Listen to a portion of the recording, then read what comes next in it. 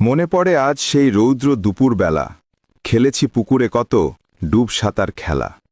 কানামাছি গোল্লাছুট খেলতাম সবাই মিলে, মাছ ধরতে ছুটে যেতাম নদী খাল বিলে। আম কুড়োনোর সুখ পেতাম বৈশাখীর ঝড়ে, কুয়াশা ভেজা কাদামাটি লাগত শরীরে জুড়ে।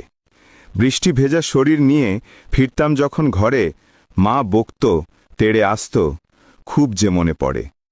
পৌষ পেরিয়ে মাঘ এলে শীত আসত গটিয়ে, সবাই মিলে হল্লাহাটি করতাম মজা জুটিয়ে।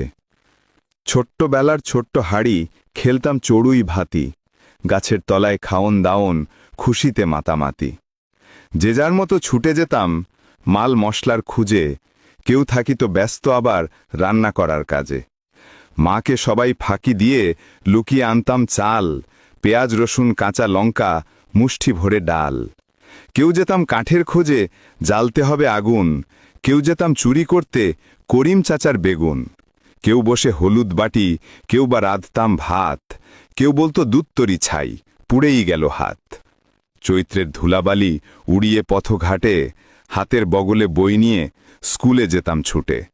বছরের প্রথম দিন নতুন বইয়ের সাজে, ময়ূরের পাখা রাখতাম বইয়ের ভাজে ভাজে।